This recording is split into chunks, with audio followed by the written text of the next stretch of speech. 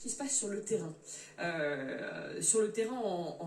En Ukraine et on sent que le vent tourne, même sur les plateaux de télévision. Ça fait un moment qu'on le dit, mais alors, Solovyov, celui qu'on montre tout le temps, le présentateur, propagandiste, allié de Poutine. Pas du tout en forme ce soir. Pas du tout en forme. Mais c'est la première fois qu'on le sent comme ça.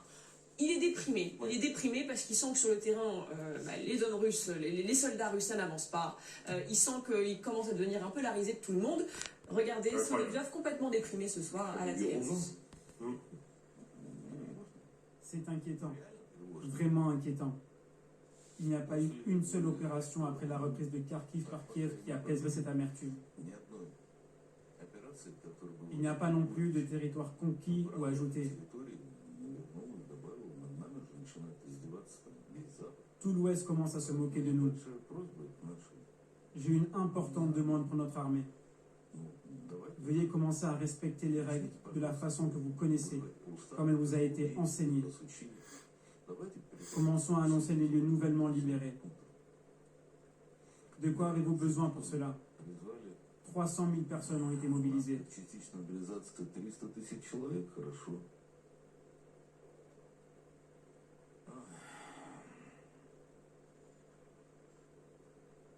Bien sûr, nous ne voulons pas la guerre. Ce n'était pas notre choix. C'était un choix de l'Occident. Et c'est donc cela. Je suis juste étonné de ce qui se passe dans le monde. Ce qu'il se passe n'est pas bien. C'est comme si le monde s'était égaré. Il n'y a plus de mal et de bien, ni de mensonge, ni de vérité. Tout est dans une sorte de zone grise. Non mais, attendez, bon, d'abord ce type est un comédien, là il nous joue le coup de mou, est-ce qu'il faut lui accorder du crédit? Il utilise le mot guerre, c'est ce que vous soulignez là quand même. Oui, c'est la première fois qu'il utilise le mot guerre. Qu'est-ce qu'on peut dire? Non, lui il est intéressant parce que c'est comment s'appelait ce propagandiste de Vichy, ce journaliste, Philippe Henriot. Philippe Henriot, assassiné d'ailleurs par les résistants rue de Solferino. En 1944, c'était pas encore le siège du Parti Socialiste, c'était le siège du ministère de l'Information. Il est assassiné. La résistance essaie de l'enlever, n'y arrive pas, finalement il assassine. Mais on va assassiner le propagandiste en chef. Et je dis ça parce qu'il a un rôle tellement stratégique qu'on va le faire taire à l'époque. Bon, Solovyov, on va pas l'assassiner bien sûr, mais Solovyov, c'est le propagandiste en chef. C'est pour ça qu'il est intéressant et c'est pour ça que tous les soirs, nous, on montre des extraits de Solovyov parce qu'il est le thermomètre de cette dictature. Exactement. Et là, ce qui se passe est inouï. Inouï. En général, 48 ou 72 heures après, c'est repris par le discours officiel. C'est-à-dire que les propagandistes travaillent l'opinion, on l'a bien vu, sur la mobilisation, sur les annexions, les référendums, tout ça est annoncé. Pardon ? Le nucléaire, exactement le nucléaire. Regardez, ça remonte, le temps passe si vite, ça fait quoi, 1 mois et demi, 2 mois on va bombarder le nucléaire 3-4 jours après. Donc là, il prépare le terrain. Il prépare le terrain à quoi? En gros, il dit, rien ne va, tout foire.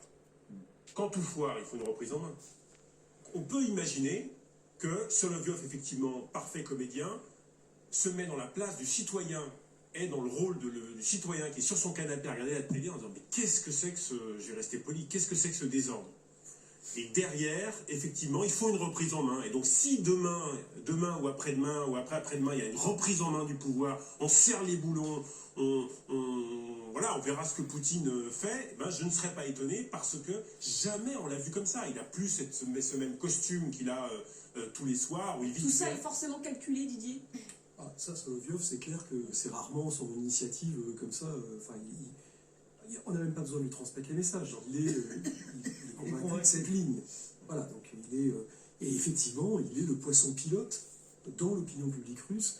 Et ce qui est intéressant, c'est que ceux qui l'accusent là-dedans, c'est l'armée. Parce qu'il dit aux militaires, dis donc, vous allez commencer à faire le travail comme il doit être fait. Donc c'est pas les ordres qui ont été donnés dessus, c'est pas etc. C'est la faute, et ça devient récurrent. Ça a été récurrent sur la question de la mobilisation, c'est récurrent. On voit bien que là, il y a quelque chose qui petit à petit tend à faire porter la faute sur finalement les militaires. C'est pas que le plan était débile, c'est que les militaires ne l'ont pas bien appliqué. Oui, c'est pas Poutine, mais c'est sur le terrain. C'est toujours intéressant ça, vraiment. Ouais.